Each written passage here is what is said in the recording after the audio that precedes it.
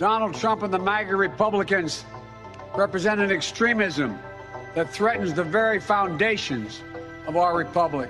It's called stochastic terrorism. The term sounds complicated, but the meaning is simple. Stochastic means random, unpredictable, but statistically inevitable. Terrorism here means the use of fear and violence for political gain. Put together, it describes a process where leaders, parties, or the press use words, not bullets, to inspire violence. They demonize their opponents, calling them monsters, traitors, or worse. They never say pull the trigger. Instead, they create the environment where someone else eventually will. That is the essence of stochastic terrorism. The pattern is always the same. 1. Inflammatory language is broadcast into the culture. 2. Plausible deniability shields the speaker. I never told anyone to commit violence. 3. Radicalized or unstable individual acts. 4. The cycle repeats, the responsibility is avoided. This is not accidental. This is willful and deliberate. They know exactly what they are doing, and history proves it. Nazi Germany, Joseph Goebbels' propaganda machine labeled Jews as subhuman and vermin.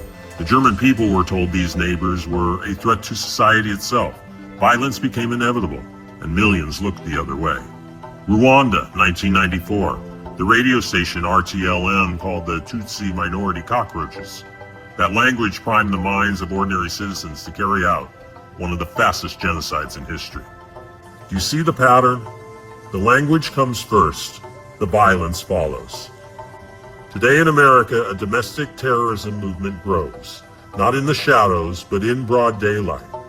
When the left calls their political opponents Nazis, evil, or enemies of the people, their objective is clear: dehumanize them, justify their removal, and silence them through fear. My lifelong question has always been, how could the German people look the other way as the Nazis carried out the final solution? Now you are seeing the answer in real time, in the sickening spectacle of people cheering the assassination of Charlie Kirk. The Democrat Party has a responsibility. The press has a responsibility, and so do the universities, which have poisoned impressionable minds with hatred, intolerance, and a warped view of history. Together they have manufactured the conditions for violence. They must face that responsibility. They must accept culpability, because when you light the fuse, you cannot act surprised when the explosion comes. My friends, we are all anonymous, and today we are Charlie Kirk. They fear us not because we are violent, but because we see through their lies. We have a Timo Hitler in the White House right now.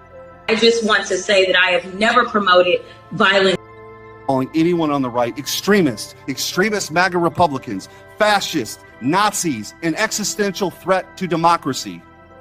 Check yourself, and don't give me this both sides bullshit. Mr. Director, I want to ask you, the man who tried to kill Republican congressman at the congressional baseball practice, nearly killing House Majority Leader Steve Scalise, left-wing or right-wing violence? Sir, I believe it was a left-wing ideology. Okay. Burned down cities during the Summer of Love in the George Floyd riots, left-wing violence or right-wing violence? Left-wing. The Waukesha Christmas Parade massacre, left-wing or right-wing violence? Left-wing. The Lee Zeldin stabbing attempt, left-wing or right-wing? Left-wing. The Covenant school shooting in Nashville, left-wing or right-wing? Left-wing. The Butler, Pennsylvania assassination attempt on President Trump, left-wing or right-wing? Left-wing. The Trump International West Palm Beach assassination attempt, left-wing. The Abundant Life Christian school shooting, left-wing. The United Care CEO's murder, left-wing. Tesla's burned, keyed, damaged, firebombed, left-wing. The murders at the Israeli embassy, left-wing. The ICE facilities firebombed, left-wing. The Minnesota Catholic school shooting, left-wing. The anti-white Charlotte and North Carolina stabbing, left-wing. The attempted Utah News State firebombing, left-wing. And now, of course, the culmination of this vile trend, a left-wing assassination of Charlie Kirk. So don't give me this both sides. If we want to get to unity, let's be honest. Let's be honest.